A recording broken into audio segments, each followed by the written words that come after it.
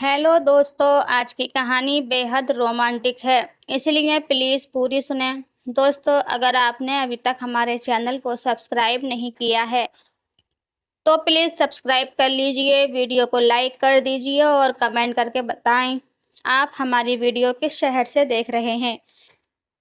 अपने शहर का नाम कमेंट बॉक्स में शामिल करें। तो कहानी शुरू करते हैं। यह कहानी मेरी और मेरे दामाद की है। मेरा नाम रुचिका है। मेरे 2 बच्चे हैं। मेरी एक बेटी है और एक बेटा। मेरे दोनों बच्चों की शादी हो चुकी है। मेरा बेटा अक्सर नौकरी की वजह से बाहर रहता है, जबकि मेरी बहू मेरे पास ही रहती है। मेरे बेटे की शादी को 3 साल हो चुके हैं और बेटी की शादी को 2 साल। एक दिन मेरी बेटी आरू ने मुझे फ़ोन करके बताया कि उसके पति की नौकरी चली गई है। अब उन दोनों के लिए मुसीबत बढ़ गई थी। मैंने तुरंत उसे अपने घर पर बुलाने का फ़ैसला किया ताकि मैं उसकी मदद कर सकूं। अगले दिन वह मुझसे मिलने आई। जब वह आई तो उसके चेहरे पर तनाव साफ दिखाई दे रहा था। मैंने उन्हें कहा कि जब तक दामाद को कोई नौकरी नहीं मिल जाती, तब तक आप लोग यहीं पर रहेंगे। लेकिन इसके बाद मेरी बहू की अनु के प्रति सहानुभूति कम होने लगी थी। एक दिन मैंने बहू को गुस्से में कहा कि अगर उसे मेरी बेटी से कोई प्रॉब्लम है तो उसे अपने घर चले जाना चाहिए। मेरे ये कहने पर उसे बहुत गुस्सा आया और उसने तुरंत अपना बैग भरकर अपने घर जाने का फैसला कर लिया। उसके जाने के बाद मेरी बेटी घर में पहले की तरह सहज हो गई थी। कुछ दिनों के बाद दामाद जी अचानक मेरे कमरे में आए। उस वक्त मैं अपनी अलमारी से कपड़े निकाल रही थी, क्योंकि मुझे एक दोस्त के बेटे की शादी में जाना था। मैंने कुछ साड़ियाँ अलग रखी थीं और तब दामाद जी बिना दरवाज़ा खटखटाए कमरे में आ गए थे। उन्हें देखकर मैंने तुरंत अपना चेहरा पीछे कर लिया। ये सब कुछ बहुत ही अचानक हुआ था और मुझे लगा कि इससे मुझे और दामाद को दोनों को असहज महसूस हो रहा है। मैंने जल्द से जल्द अपने आप को ठीक कर लिया था और जैसे ही मैंने साड़ी को समेटा, मैंने दामाद जी को मुड़कर देखा। घर में बहू के साथ अकेले रहने की वजह से मैं दरवाज़ा लॉक करने की आदत नहीं रखती थी, इसीलिए दरवाज़ा हमेशा खुला रहता था। आज भी मैंने दरवाज़ा ठीक से नहीं बंद किया था। जैसे ही मैंने दामाद जी की ओर देखा कि वे मेरे बेड के पास खड़े थे, दामाद जी ने कहा, सासू माँ, मैं अचानक आपके कमरे में आ गया, इसके लिए माफ़ी चाहता हूँ। उन्होंने माफ़ी मांगने के बाद मुझसे थोड़ा दूरी बनाते हुए कहा, सासू माँ, आप जो कुछ भी मेरे और मेरी पत्नी के लिए कर रही हैं, ये सच में बहुत बड़ी बात है। आजकल तो दामाद को घर में ठिकाना देने वाली सिर्फ माँ ही होती है, लेकिन आप मुझे अपने बेटे की तरह संभाल रही हैं। चिंता न करें, मैं ज़्यादा दिन यहाँ नहीं रहूँगा। आखिरकार मैं इस घर का दामाद हूँ और दामाद को ससुराल में ज़्यादा दिन रहना शोभा नहीं देता। मैं जल्दी से जल्दी नौकरी की तलाश में हूँ। मैंने दामाद जी से कहा, दामाद जी, आपको मुझे धन्यवाद कहने की ज़रूरत नहीं है। और हाँ, आप इस घर के इकलौते दामाद हैं। आपको कोई शर्म नहीं होनी चाहिए। इस घर में आप अपने आप को पूरी तरह से अपना समझें। मेरी बात सुनकर दामाद जी ने मुझे अचानक से गले लगा लिया और कहा, सासू माँ, मैं आपके इस उपकार का कितना कर्ज चुकाऊंगा, ये मुझे भी कुछ नहीं पता। जब दामाद ने मुझे गले लगाया, मैं बहुत ज़्यादा चौंक गई थी। आखिरकार वे मेरे दामाद थे और हमारा रिश्ता इन खुला हुआ नहीं था। मैंने सोचा कि ये नई पीढ़ी की सोच हो सकती है, जिसमें दामाद अपनी सास के बिना झिझक बातचीत करते हैं। धीरे धीरे मन में कुछ अनचाही बातें आने लगी। मुझे ऐसा लगने लगा कि मेरी बेटी और दामाद के बीच कुछ ठीक नहीं लगता। एक रात जब मैं अनु के कमरे से निकल रही थी, तो मुझे उसके कमरे से बड़बड़ाने की आवाज़ सुनाई दी। मुझे यकीन था कि उनके बीच कुछ विवाद चल रहा है। ये सुनकर मैं धीरे से उनके कमरे में गई। वहां जाकर मैंने देखा कि अनु अपने पति को उल्टा सीधा बोल रही थी। उसने कहा, 10-15 दिन हो गए हैं, लेकिन तुमने अभी तक कोई नौकरी नहीं ढूंढी। पूरा दिन लैपटॉप पर बैठकर क्या करते हो? घर में रहकर मेरे पति का सिर खराब हो गया है और अब वह मुझसे तेल की मालिश की मांग कर रहा है। मैं इस बेकार इंसान की मालिश नहीं करूंगी। अनु इतनी भड़क गई थी कि उसने मेरे ही सामने अपने पति का अपमान करना शुरू कर दिया था। इस पर मैंने अनु को डांटते हुए कहा, अनु, थोड़ा अपने शब्दों पर ध्यान दो। दामाद को एक न एक दिन नौकरी मिल जाएगी। ये कठिन समय भी बीत जाएगा। इस समय में तुम्हें अपने पति का मानसिक समर्थन करना चाहिए। पति की सेवा करना बहुत ही पुण्य का काम है। मेरी बात सुनकर अनु ने कहा, माँ, अगर तुम्हारा दामाद तुम्हें इतना प्यारा लगता है तो तुम ही उसे तेल की मालिश क्यों नहीं कर देती। मैं उसे कुछ कहने ही वाली थी कि दामाद जी ने मेरा हाथ पकड़ लिया और मुझे कमरे से बाहर ले जाने लगे। उन्होंने कहा, सासू माँ, मैं अनु की चिड़चिड़ाहट को समझ सकता हूँ। मेरे जैसे व्यक्ति को घर में बैठना शोभा नहीं देता, लेकिन मैं भी क्या करूँ। मेरे पूरे प्रयास के बावजूद मेरी किस्मत खराब है। उनकी बात करते करते दामाद जी की आंखों में आंसू भी आ गए थे। मैंने कहा, दामाद जी, आप हिम्मत मत हारिए, सब कुछ ठीक हो जाएगा। फिर मैंने कहा, आप इस बेड के किनारे बैठिए, मैं आपको तेल की मालिश कर देती हूँ। इससे आपका मन शांत हो जाएगा और आपको अच्छी नींद आएगी। मैंने दामाद जी के सर की मालिश करनी शुरू कर दी। कुछ ही मिनटों में दामाद जी ने मेरा हाथ पकड़ लिया और उसे अपने कंधे पर घुमाने लगे और कहा, सासू माँ, आपके हाथों में तो सच में जादू है। कुछ ही मिनटों में मेरे सर का तनाव दूर हो गया। क्या आप मेरी गर्दन पर भी थोड़ा तेल लगाकर मालिश कर देंगी। जब मैंने उनके कंधों पर हाथ फेरा तो मुझे थोड़ी लाज महसूस हुई। मैंने ये बहाना किया कि मेरा हाथ दुखता है और तुरंत उनसे थोड़ा दूर हो गई। कुछ दिनों में दामाद जी को नौकरी भी मिल गई। नौकरी मिलने के 2-3 दिन के बाद अनु ने बताया कि वह गर्भवती है। मेरी बेटी और दामाद अपने घर जाने की तैयारी कर रहे थे, लेकिन मैंने उन्हें कुछ दिन और रुकने के लिए मना लिया था। मेरी बेटी की खुशखबरी सुनकर मैंने ठान लिया था कि मुझे उसे और कुछ दिनों के लिए अपने पास रखना चाहिए। लेकिन उन 2 दिनों में मैंने देखा कि अनु की हालत ठीक नहीं थी। मेरी बेटी और दामाद दोनों अलग रहते थे और अनु की ये हालत देखकर मैं उसे अकेले नहीं जाने दे सकती थी। मेरे मन में सवाल था कि क्या वे अकेले अपने पति के लिए घर के काम कर पाएगी। इसीलिए मैंने तय किया कि जब तक अनु ठीक नहीं हो जाती तब तक उसे कुछ दिनों के लिए मेरे पास रहना चाहिए। दिन बीतते गए और दामाद जी ऑफिस जाने लगे थे। सुबह सुबह मैं उनके लिए टिफिन बना रही थी। जिस तरह मैं दामाद जी का ख्याल रखती थी, उन्होंने भी मेरा ख्याल रखना शुरू कर दिया था। शाम को जब दामाद जी ऑफिस से थक हार कर लौटते, तब वे रात के खाने में मेरी मदद करते थे। देखते ही देखते मेरी बेटी और दामाद के यहाँ आए 1 महीना हो गया था। गर्भावस्था के कारण मेरी बेटी को वॉमिटिंग होनी शुरू हो गई थी। दामाद जी को इसके बारे में ज़्यादा जानकारी नहीं थी और इसी वजह से उनके बीच झगड़े होने लगे थे। हर दिन मैं उनकी बहस सुनती थी, लेकिन मैंने सोचा कि ये तो सामान्य पति पत्नी की बातें हैं, इसीलिए मैंने ज़्यादा ध्यान नहीं दिया। लेकिन एक दिन दामाद जी रात में कमरे में आए और कहने लगे, सासू माँ, अब मैं अनु के साथ एक ही कमरे में एक बेड पर नहीं सो सकता, क्योंकि अगर मेरे हाथ का भी स्पर्श होता है तो वह तुरंत चिड़चिड़ा जाती है। उसकी इस चिड़चिड़ाहट के कारण मुझे रात भर अच्छी तरह से नींद नहीं आती। पिछले 3-4 दिनों से ऑफिस में काम करते करते मेरी आंखें भी भारी हो गई हैं।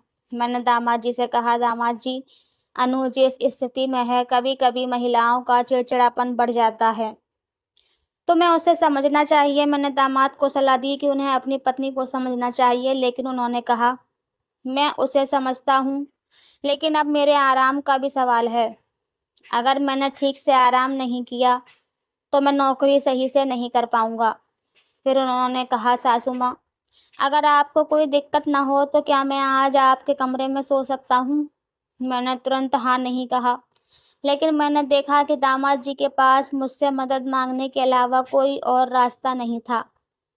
इसीलिए मैंने बिना किसी संदेह के उन्हें मेरे कमरे में सोने की इजाज़त दे दी। फिर मैंने सोचने में समय लगाया कि दामाद जी को मेरे कमरे में सोने का इरादा क्या था। उस रात जब दामाद जी मेरे कमरे में सोए, तब मुझे रात भर नींद नहीं आई थी, क्योंकि इससे पहले मैंने कभी दामाद के पास रात नहीं बिताई थी। दामाद के कमरे में होने की वजह से मैंने कपड़े भी चेंज नहीं किए और साड़ी में ही सो गई थी। रात भर साड़ी पहने रहने की वजह से मुझे नींद नहीं आ पाई। अगली रात जब मैं सोने जा रही थी तब उन्होंने कहा, सासू माँ, कल रात आप सो नहीं पाई थीं। मुझे पता है, मैंने आपको पहले भी गाउन में देखा है। आपको मुझसे शर्माने की ज़रूरत नहीं है। अगर आपको रात भर साड़ी पहनने में दिक्कत हो रही है, तो आप रोज़ की तरह गाउन पहन सकती हैं। मुझे मानिए, मैं आपका दामाद नहीं बल्कि आपका बेटा हूँ। ये सच कि रात भर साड़ी पहनने के कारण मुझे नींद नहीं आ पाई थी और आज मैं नहीं चाहती थी कि फिर से रात भर जागती रहूं। इसीलिए मैंने कपड़े बदल लिए। जब मैं चेंज होकर आई तो दामाद ने मुझे गाउन में देखकर कहा, वाह सासू माँ, इन कपड़ों में आप बिल्कुल भी मेरी सासू माँ की तरह नहीं लग रही। आपने खुद को बहुत अच्छे से सजा के रखा है। उनकी इस बात पर मैंने मुस्कुराते हुए अपनी जगह पर सोने चली गई।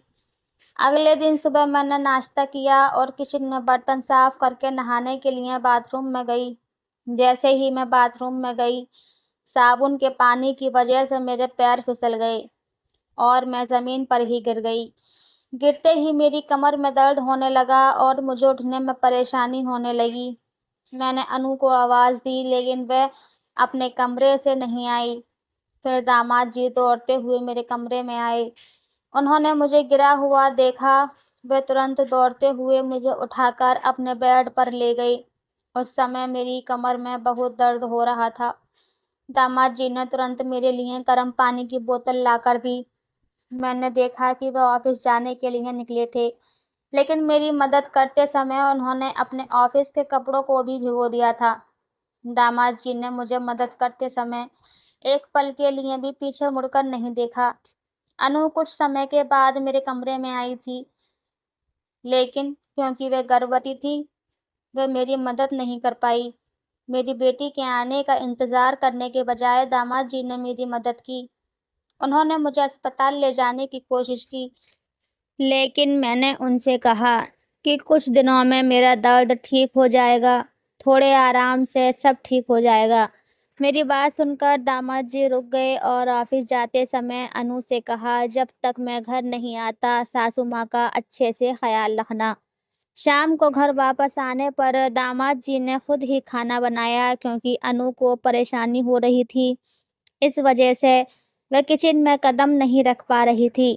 रात में जब दामाद मेरे कमरे में सोने के लिए आए तब उन्होंने देखा कि मैं अपनी कमर को पकड़े बैठी हूँ। दामाद जी बाम लेकर आए और कहा, सासू माँ, मैं आपको थोड़ा बाम लगा देता हूँ, इससे आपका दर्द ठीक हो जाएगा। मुझे दामाद से मदद मांगने में बहुत झिझक हो रही थी, लेकिन उन्होंने बहुत जोर दिया। उन्होंने कहा, अनु तो गर्भवती है, इसीलिए वह आपकी ज़्यादा सेवा नहीं कर पाएगी। ये सब भगवान ने आपके दामाद को आपकी सेवा करने के लिए ही किया है। मैंने लाख कोशिश की मैं दामाद जी से मदद ना लूं, लेकिन उन्होंने मुझे बाम लगाना शुरू कर दिया। जिस तरह से उन्होंने मेरी कमर पर हाथ से बाम लगाया, वह सब कुछ अलग सा लग रहा था। धीरे धीरे मुझे नींद आने लगी। जब बार बार दामाद का स्पर्श होता तो मैं समझ नहीं पाई। आधी रात जब मेरी आँख खुली तब मैंने देखा कि दामाद जी ने बहुत करीब सोए हुए हैं। इतना ही नहीं बल्कि हमारी दोनों की चादर भी एक हो गई थी। ये सब देखकर मैंने तुरंत दामाद जी से दूर जाने की कोशिश की, लेकिन इधर उधर सरकते समय मेरी कमर फिर से दर्द करने लगी और मेरे मुंह से आवाज़ निकल गई। मेरी आवाज़ सुनते ही दामाद जी जाग गए। मुझे ऐसा लगा जैसे वे पहले से ही सोने का नाटक कर रहे थे। मैंने उन्हें तिरस्कार से देखा, लेकिन फिर भी उनके व्यवहार पर ध्यान नहीं दिया। अगले दिन जब मुझे खांसी आई तो दामाद जी ने तुरंत मेरी पीठ पर हाथ मारना शुरू किया। मेरी खांसी फौरन ख़त्म हो गई, लेकिन उनका हाथ मेरी पीठ पर आज भी वैसा ही था। मुझे अब दामाद जी के साथ अपने कमरे को साझा करना अच्छा नहीं लग रहा था, क्योंकि उनकी मेरी तरफ की देखभाल अब मुझे कुछ और ही संकेत दे रही थी। दूसरे दिन दोपहर में जब अनु मेरे कमरे में आई तो मैंने उससे कहा कि मैं तुम्हारी भाभी को घर बुलाने वाली हूँ। मुझे घर के काम करने में दिक्कत हो रही थी, इसलिए अगर बहू घर पर रहेगी तो वह घर पर ध्यान दे सकेगी।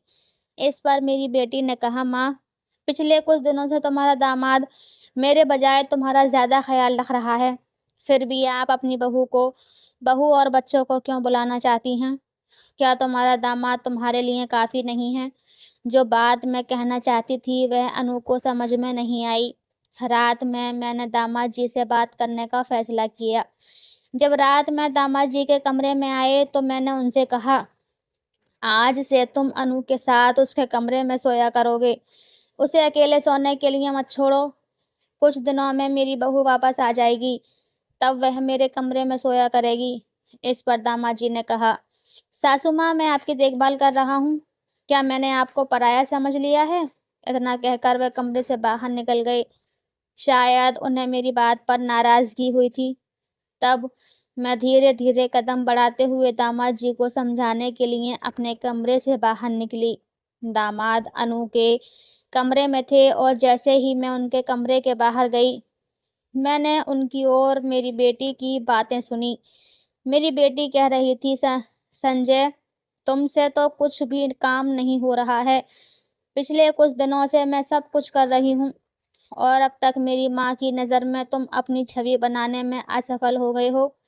यहाँ रहने के लिए मुझे कितना कुछ करना पड़ रहा है और गर्भवती होने के ना होते हुए भी मैंने गर्भवती होने का नाटक किया है। दामाद चुप थे और मेरी बेटी आगे बोली, क्या तुम्हें याद है कि हमें इस घर को अपने नाम करवाना है? तुम्हारी सैलरी से कुछ भी नहीं होता। तुम्हारे परिवार में 2 कमरे हैं और तुम्हारी माँ के पास भी 2 घर हैं। मैं चाहती हूँ कि कम से कम एक घर मेरे नाम पर हो और इसके लिए मुझे किसी भी विवाद का सामना नहीं करना पड़े। उसने कहा, माँ ने भैया और भाभी को घर बुलाने के बारे में मुझसे बात की है। अगर मेरी भाभी घर में आ गई तो वो तुरंत मेरा झूठ पकड़ लेगी और अगर मेरी माँ को मेरे झूठ का पता चल गया तब वह मुझे इस घर में बिल्कुल भी हिस्सा नहीं देगी। उनकी बातें सुनकर मैं चौंक गई थी। उन्होंने पिछले कुछ दिनों से मेरे प्रति जो चिंता दिखाई थी वह सब एक दिखावा था। मेरी बेटी ने खुद को गर्भवती बताकर मेरी भावनाओं से खेल खेला था ताकि वह अपने मैके का घर अपने नाम करवा सके। मैं शांति से वहां से अपने कमरे में चली गई। कुछ समय बाद मैंने नकारने के बावजूद देखा कि दामाद फिर से मेरे कमरे में सोने आ गए। अगले दिन नाश्ते के समय मेरे बेटे और बहू को देखकर मेरा दामाद और अनु हैरान रह गई। अनु ने पूछा, माँ, तुमने उसे यहाँ क्यों बुलाया? मैंने सोचा कि अब मुझे अपनी बात स्पष्ट करनी चाहिए। मैंने अनु के पास जाकर कहा, मैंने रात को तुम्हारी और दामाद के बीच की हुई बातों को अच्छी तरह सुन लिया था। तुम यहाँ किस मकसद से आई हो, मैं इससे अच्छी तरह से वाकिफ हो चुकी हूँ। तुमने मेरी बहू को झूठा साबित किया। इतने दिनों से जो मेरी बहू देखभाल कर रही थी, उसे बिना किसी विश्वास के यहाँ से भगा दिया। तुम मेरी खुद की बेटी हो, लेकिन इस प्रॉपर्टी के लिए तुमने मेरे खिलाफ साजिश की। पैसे के लिए तुमने रिश्तों को भुला दिया। मैंने उन्हें कहा कि इस घर की एक ईंट भी तुम्हारे नाम पर नहीं होगी। जो भी मेरी देखभाल करेगा ये प्रॉपर्टी उसी की होगी। शायद मैं गलत थी जो मैंने तुम्हें शादीशुदा होने के बावजूद भी बार बार मैके में बुलाया। माँ बाप खर्च करते हैं, लेकिन लड़कियों का कर्तव्य खत्म नहीं होता। जब भी उनकी बात आती है वे हमेशा पूछती हैं, हमारे लिए क्या किया? मैंने सोचा तुम जैसी लालची बेटी के विचार में मुझे कोई बदलाव नहीं दिखता, लेकिन मैं ये कह कर सकती हूँ कि मैं तुम्हें अपने आप से दूर रखूं। आज से मुझे तुम्हारा चेहरा भी नहीं देखना। तुम्हारी वजह से मैं अपने बेटे और बहू को दूर कर रही थी, लेकिन ये हमेशा सच नहीं होता। मैंने समझ लिया है कि दामाद परायों जैसे होते हैं, लेकिन यदि बेटियां भी ऐसी व्यवहार करने लगें तो माँ बाप को क्या सोचना चाहिए? पैसे और जालसाजी से मिली संपत्ति कभी सुख नहीं दे सकती। असली संपत्ति होती है एक खुश परिवार जहाँ भाइयों और बहनों के बीच प्यार होता है, ना कि जलन।